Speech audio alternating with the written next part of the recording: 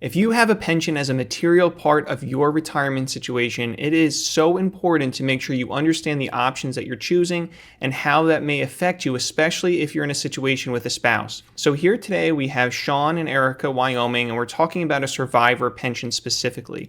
So you can see they're both 73 years old, they're in retirement, and we want to go through an illustration here to kind of show you how important it is to make sure you're choosing the select survivor benefits when it comes to pensions. So in this case, Sean has a pension, and that is a material part of what they're funding their retirement for. So if you look at the secure income chart here, we have the yellow section here where we have deferred income, that's the pension. The light blue is Erica's Social Security, and the darker blue here is Sean's Social Security. So everything looks great right now. You have all three sources of income, they're material, and you could see it's covering the vast majority of the income needs that they have.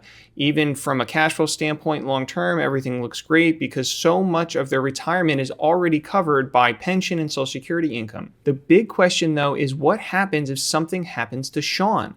So Sean has the pension attached to him. So if something happens where Erica is the survivor and the pension is not a survivor pension, it's not going to the spouse, see how drastically that can affect the situation.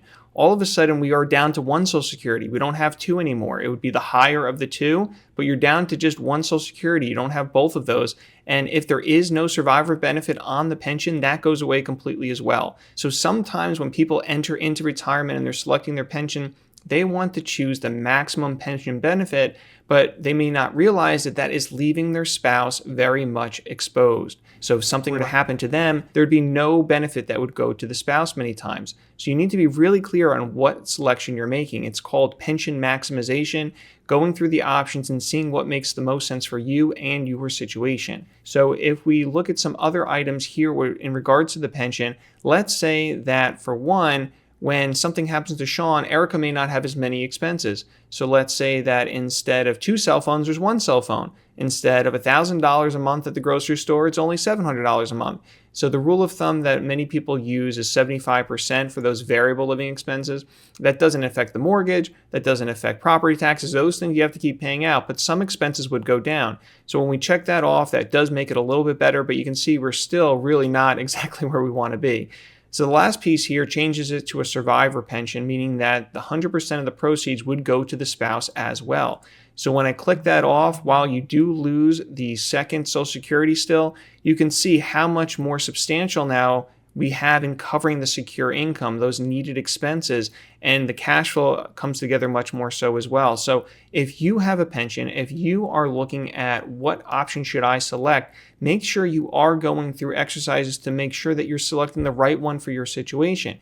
Maybe if both spouses have a pension, you don't need to do that. Maybe each spouse has their own and you can keep the maximum amount for each of you. But in situations where, especially there's one pension, you're going to be very dependent on that pension in retirement for you and your spouse, it more times than not makes sense to have some sort of survivor benefit on there to see, okay, what should I be doing to make sure my retirement for myself is not only secure, but also that for my spouse as well. So super important. And if you are already in retirement and you've already made these decisions, make sure you're looking at things to see, God forbid something happens to the one that has the pension attached to them, what would the other spouse do? So important decisions to make, important things to make sure you're looking at ahead of time, and pension maximization is that general process to make sure before you make your selection, you're choosing the right one that works for you and for your situation.